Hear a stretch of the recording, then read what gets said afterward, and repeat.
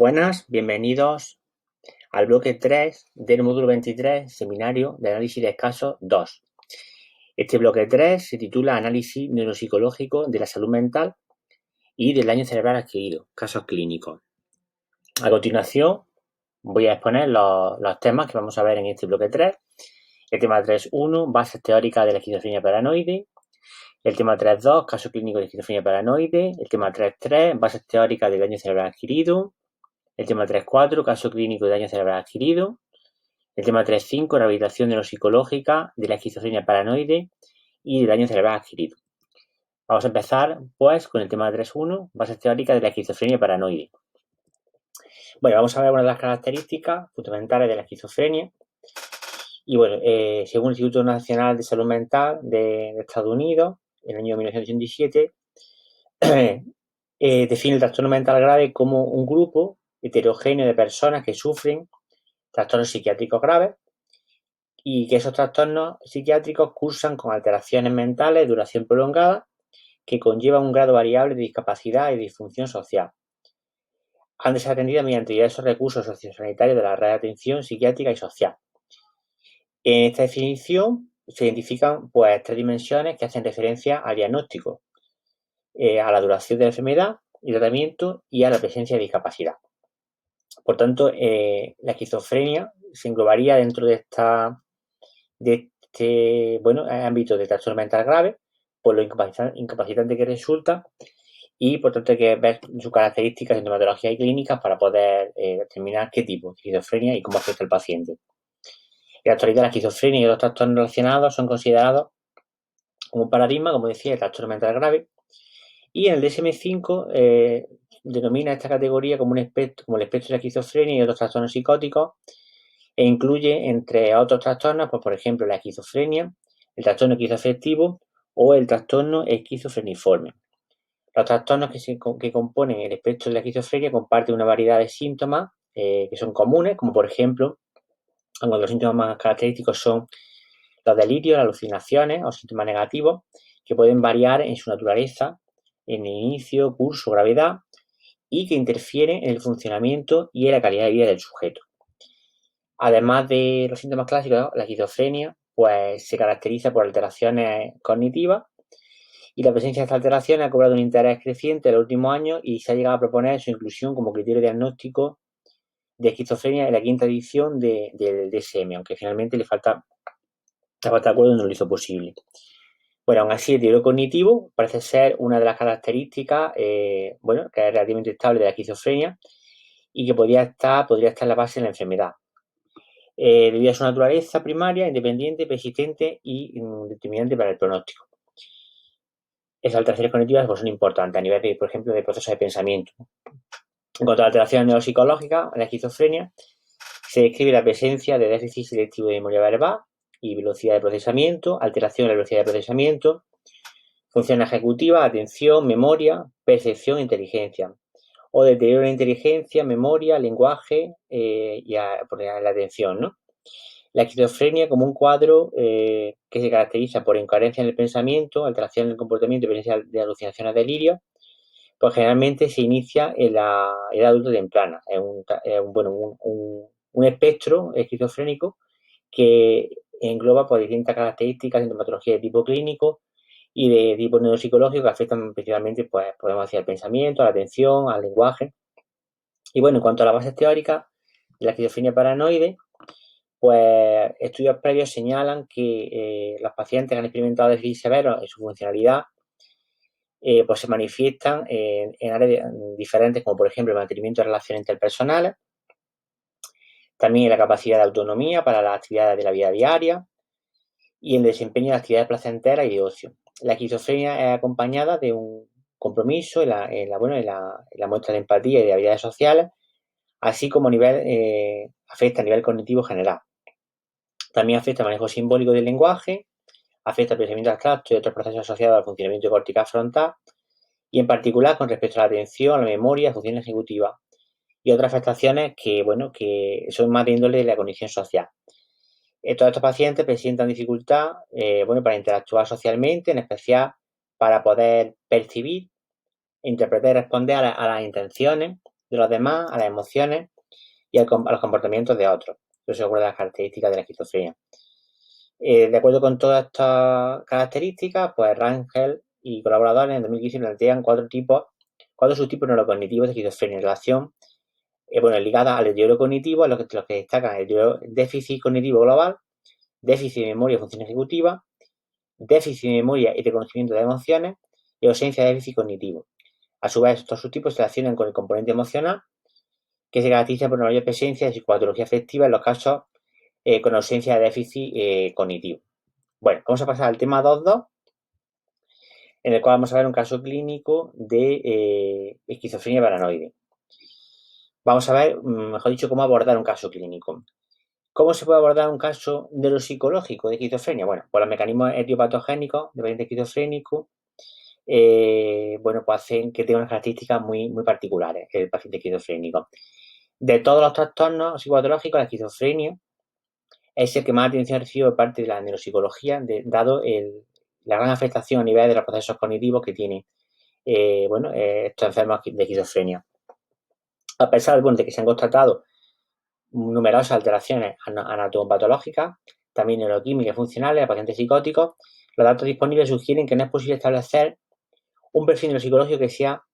característico de la esquizofrenia. Esta variabilidad, heterogeneidad en cada uno de los pacientes, el resultado pues se ha atribuido a la heterogeneidad propia del trastorno en sí, el trastorno psicótico en sí. Hay que comentar que las investigaciones neuropsicológicas han contribuido a destacar el impacto de los déficits cognitivos en el desempeño funcional del paciente esquizofrénico para demostrar que los déficits no son consecuencia de la propia sintomatología clínica ni de los neurolépticos, sino que están presentes pues antes de que se dé la enfermedad, como características clínicas de sintomatología de la esquizofrenia. Desde una perspectiva reciente que está cobrando auge en relación a estos déficits con alteraciones en el desarrollo ontogenético y considera que la esquizofrenia es un trastorno de neurodesarrollo. Los estudios de neuroimagen han mostrado, por ejemplo, reducciones muy significativas en el volumen del hipocampo y en estructura del sistema límbico, por ejemplo, a nivel de la amígdala, del cíngulo, corteza cingulada, la ínsula y entre otras, ¿no? Los déficits cognitivos que se han identificado en las fases prodrómicas de la esquizofrénica, pues se cree que podrían estar relacionados con alteraciones de tipo estructural y con alteraciones bioquímicas del cerebro. Muchas de ellas están presentes en familiares próximos, lo que puede incidir en la relevancia de la genética en este trastorno. Además, pues antes de que se prescriba el tratamiento farmacológico de otro tipo, por el deterioro que se detecta en las tasas neuropsicológicas, pues es significativamente mayor que el que se manifiesta un año después, cuando el paciente está medicado y psicológicamente estable. Es muy importante en este caso,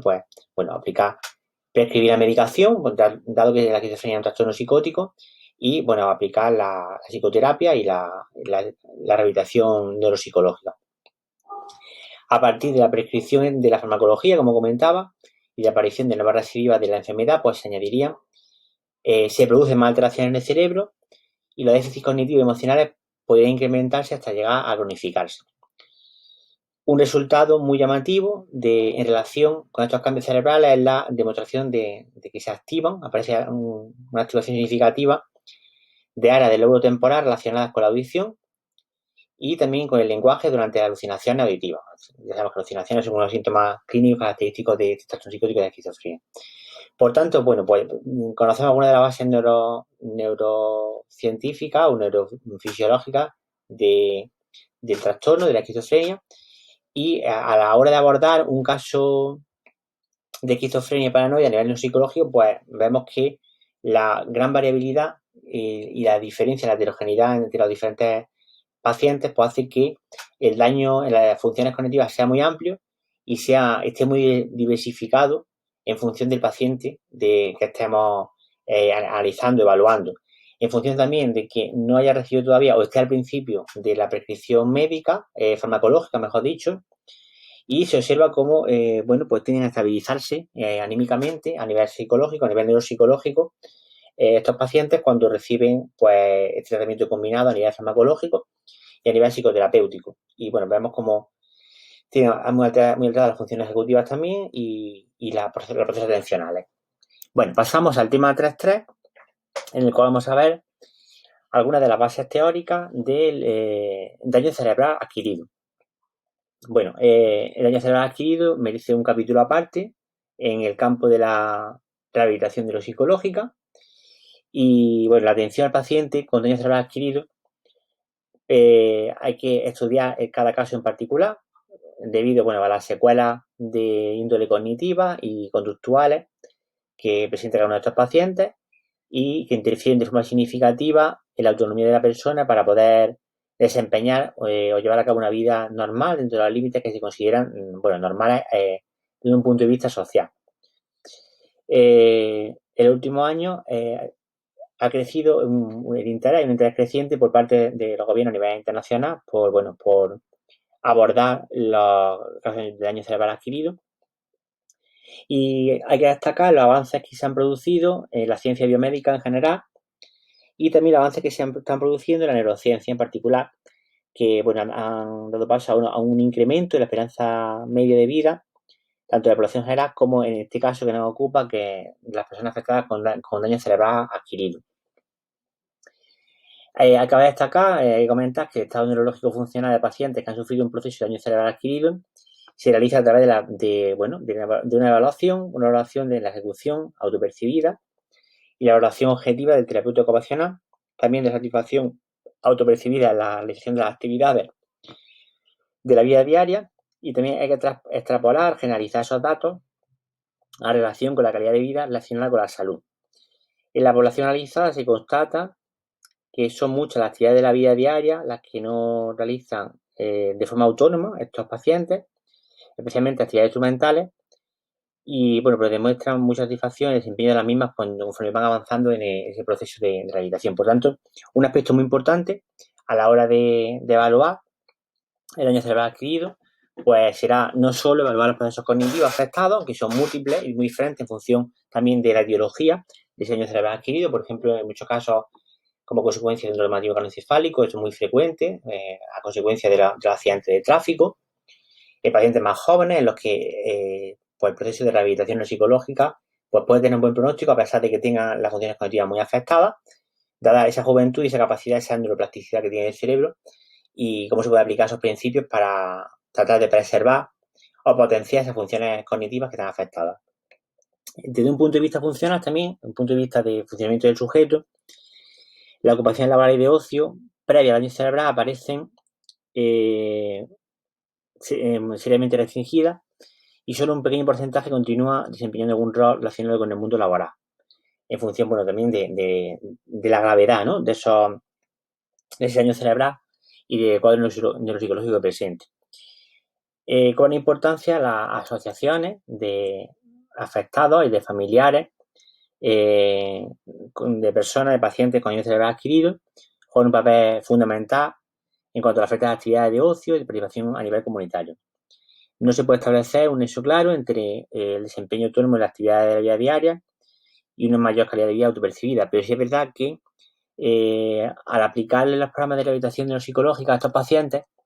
y, bueno, al implicar a los familiares en el proceso de rehabilitación, pues se consigue una mejora significativa en cuanto a la, bueno, capacidad de autonomía de los pacientes, insistiendo mucho otra vez en la rehabilitación o la estimulación de las actividades de la vida diaria, las actividades instrumentales, para que se consiga una mayor adaptación a la nueva vida del paciente y tratar de recuperar en la medida de lo posible ese nivel de funcionamiento premórbido que tenía antes de padecer ese accidente que generalmente o es a consecuencia de un tumor, de una epilepsia, intervenciones quirúrgicas o cualquier tipo de daño cerebral adquirido, pues precisará, pues, evidentemente, de un apoyo psicosocial, una estimulación, una rehabilitación neuropsicológica y un apoyo a nivel de familiares, a distintos niveles. Vamos a pasar al tema 3.4. El tema 3.4 es un caso clínico de daño cerebral adquirido. Como siempre, vamos a comenzar comentando los antecedentes del paciente, la historia clínica. Posteriormente veremos el perfil neuropsicológico del paciente y veremos los principales aspectos, conclusiones que se extraen de la evaluación neuropsicológica del paciente Bueno, para relacionarlo con esos daños típicos, característicos del daño cerebral adquirido. En este caso, el paciente Alejandro vivía en una pequeña población rural, no presentaba antecedentes médicos de interés, aunque sí exhibía un consumo abusivo y crónico de alcohol. Sin embargo, era un hombre, bueno, que era totalmente autónomo, que realizaba su trabajo sin problemas y se relacionaba de forma adecuada con familiares y amigos. El motivo que lo llevó a acudir al hospital de la ciudad más cercana fue la aparición de episodios de mareo, de náusea, vómitos y parestesia a nivel de los brazos y de las piernas de los 4 miembros. A lo largo de casi 2 meses y tras varias visitas a los servicios de urgencia, mostraba dificultades para caminar y posteriormente también experimentó dificultades para usar y manipular los objetos con las manos. Finalmente empezó a presentar un deterioro cognitivo progresivo que se caracterizaba por una clara desorientación, por problemas de memoria, pero sin alteraciones en principio conductuales ni incontinencia de esfínteres, y mostrando una afectación global de su estado general y una pérdida de peso importante, hasta el punto de hacerse convertirse por completo en dependiente para las actividades de la vida diaria. Y con el conjunto de síntomas que presenta, pues Alejandro fue derivado al servicio de neurología del Hospital de Traumatología y Rehabilitación para ampliar el estudio de este cuadro neuropsicológico. El ingreso muy delgado, desorientado en tiempo y espacio, con un lenguaje fluctuante y confuso en muchas ocasiones, y presentaba una apariencia flácida de predominio distal. Estaba desorientado en el tiempo y el espacio y mostraba una tendencia a las confabulaciones. Sin embargo, hay que comentar que tanto la expresión como la comprensión del lenguaje eran normales. Durante la evaluación, en las primeras sesiones se observó cómo atribuía a la torpeza manual muchos de sus problemas para llevar a cabo las actividades de la vida diaria. Hay que comentar también que los procesos perceptivos se hallaban relativamente preservados y también tenía preservada la denominación y la asprasia ideomotora. Los déficits se centraban sobre todo en el área anésica, a nivel de la memoria, tanto a corto plazo como a largo plazo, y con un número elevado de intrusiones de palabras no presentadas anteriormente. También presentó una grave alteración en el aprendizaje verbal. Se observa que la puntuación de las pruebas destinadas a valorar las funciones ejecutivas, por ejemplo, control cognitivo, planificación, inhibición, fluidez, fueron significativamente inferiores en las puntuaciones a las de su grupo normativo. Tenía afectadas las funciones ejecutivas. Y como era de esperar, por la memoria de trabajo, en esta relación con los procesos de atención ejecutiva, pues también se encontró que estaba afectada. En cuanto a las actividades de la vida diaria, la evaluación funcional, pues dentro de las actividades de la vida diaria se distinguen dos grandes grupos. Por un lado, se encuentran las actividades básicas de la vida diaria, dedicadas a las cuestiones fundamentales, imprescindibles para vivir, ya que en una jerarquía de necesidades por debajo de ellas solo se situarían las funciones vegetativas, por ejemplo, la respiración, mantenimiento del ritmo cardíaco. En este grupo de actividades tienen carácter personal, estableciéndose como acciones de mantenimiento de autocuidado íntimo sin la intención de interactuar con el entorno. Son las actividades que tienen que realizar cada persona en su vida diaria. Algunos ejemplos son la capacidad para alimentarse, como he dicho, el simple hecho de comer o la de realizar la higiene corporal. Y por otro lado tenemos las actividades instrumentales de la vida diaria, que se definen más como acciones más complejas orientadas a la relación con el ambiente, como el uso del teléfono, el manejo y control sobre la medicación, ser capaz de pagar una factura, por ejemplo, y en esta categoría también se incluyen las actividades de preparación de la comida, ya que requieren actividades con un mayor número de componentes. Para valorar la competencia en esta área suele usarse el índice de Bartel en la actividad de la vida diaria, mientras que la escala también de Lawton y Brody mide el grado de independencia en las actividades instrumentales de la vida diaria. Son dos de las pruebas que se utilizan para medir las actividades instrumentales y básicas. Estas escalas pues permiten obtener un conocimiento sobre el grado de nivel funcional del paciente de manera categoría de cómo realiza la actividad, si la realiza con ayuda, o la realiza sin ayuda, o si no es capaz de realizarla. El paciente registra los errores de tipo nésico en la elaboración de la tarea. Por tanto, es muy importante en el daño cerebral adquirido, pues en este caso, por ejemplo, pues evaluar esas actividades de la vida diaria y poder determinar cuál es el grado de autonomía y dependencia que tiene el paciente. Pasamos al último tema de este bloque 3, el tema 3.5, que trata sobre la rehabilitación neuropsicológica de la esquizofrenia paranoide y del daño cerebral adquirido, que son, pues estas dos enfermedades que quería tratar en este módulo desde un punto de vista de análisis de casos prácticos. Y bueno, comenzamos comentando que los pacientes que sobreviven a un daño cerebral adquirido pueden representar como secuela alteraciones en los procesos cognitivos. La rehabilitación neuropsicológica es una disciplina que se encarga de la intervención de esta dificultad a través de técnicas de restitución y compensación del déficit cognitivo y se basa en el concepto de neuroplasticidad. Esta terapia se ha practicado tradicionalmente en la fase subaguda y crónica de la lesión neurológica y a partir de la última década pues se ha propuesto iniciar la rehabilitación neuropsicológica en fase aguda, esto es importante, durante la hospitalización. El objetivo es atenuar los síntomas propios de esta fase a través de ejercicios y técnicas para estimular la orientación y la atención, y se describen los procedimientos propios de la rehabilitación neuropsicológica en la fase aguda de daño cerebral adquirido desde un punto de vista de objetivo, alcance, aplicabilidad, los factores adversos que se presentan, los criterios de alta y eficacia. Bueno, la neuropsicología se aplica en el área clínica también, como decimos, la rehabilitación neuropsicológica, y el objetivo es pues la intervención, la rehabilitación de los procesos cognitivos, las funciones cognitivas que se encuentran alteradas, ¿no? En el caso, por ejemplo, de daño cerebral adquirido. A través de procedimientos, de técnicas, de empleo de apoyo externos, atención al entorno, pues permite un mejor procesamiento de la información y una mayor adaptación del paciente con daño cerebral adquirido, de manera que asuma de forma autónoma e independiente sus actividades. La neuroplasticidad es el fundamento biológico y científico como concepto fundamental en el campo de la rehabilitación neuropsicológica, y este concepto de neuroplasticidad se define como la capacidad del cerebro para regenerarse y reorganizarse después de una lesión cerebral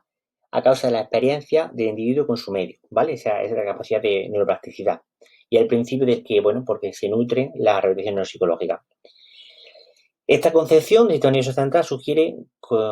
que una intervención de neurorehabilitación puede provocar modificaciones anatómicas y funcionales en el cerebro. El sistema nervioso central tiene mecanismos característicos, con mecanismos inherentes de neuroplasticidad, y cuando se presenta un daño cerebral, se genera en los primeros meses de la lesión un proceso de recuperación espontánea. Por tanto, es fundamental, basando en ese proceso de neuroplasticidad, en esos principios de neuroplasticidad, pues utilizar las estrategias y las técnicas que nos brinda la rehabilitación neuropsicológica para aprovechar esa capacidad del cerebro de poder regenerarse, de crear nuevas conexiones sinápticas. ¿Y cómo se realiza eso? Pues se realiza a través de la propuesta de ejercicios de estimulación cognitiva, en este caso de la rehabilitación cognitiva, para potenciar bueno, pues esas actividades, esas funciones residuales que aún están preservadas en las funciones cognitivas afectadas. Y bueno, en primer lugar, pues tendremos que evaluar cuál es la dimensión del daño a nivel cerebral, con pruebas de neuroimagen, con pruebas de tipo médico, a través de, bueno, de ese examen físico, fisiológico, médico, y realizar una evaluación psicológica con la mayor premura posible para, una vez que sepamos qué procesos cognitivos están afectados, en el caso de daño cerebral adquirido, pues poder trabajar sobre esos procesos en la fase aguda, trabajar lo antes posible. Es verdad que hay una relación directamente proporcional en cuanto a intervenir lo más rápido posible con la capacidad de recuperación, ¿no? de esos procesos cognitivos. Cuanto antes se lleva a cabo el examen físico, el examen médico, las pruebas de neuroimagen, para determinar el alcance de la lesión a nivel cerebral, y cuanto antes se realice el proceso de valoración neuropsicológica, pues una vez que se realicen esos dos tipos de exámenes, el médico y el neuropsicológico, pues podemos tener un diagnóstico muy preciso o muy aproximado al más preciso posible de cada paciente con daño cerebral adquirido, y poder diseñar ese proceso de rehabilitación neuropsicológica desde un punto de vista de un equipo multidisciplinar, de profesionales bueno, en este caso de la neuropsicología, de la medicina, de la psiquiatría, de la enfermería, implicar a los terapeutas ocupacionales, a los fisioterapeutas, a los logopedas, por ejemplo, en el caso de recuperar procesos de lenguaje afectados, como por ejemplo la afasia, y esa buena coordinación entre los equipos multidisciplinares va a ser también la que, unida a una evaluación de psicología precisa, un diagnóstico lo más preciso posible, pues va a ir asociado a que tenga un buen pronóstico en la evolución y la recuperación de esas funciones cognitivas que tiene afectada el paciente diagnosticado con daño cerebral adquirido. Y por eso hay que aplicar el principio general del tratamiento basado, como decíamos antes, en el principio de neuroplasticidad. Muchas gracias.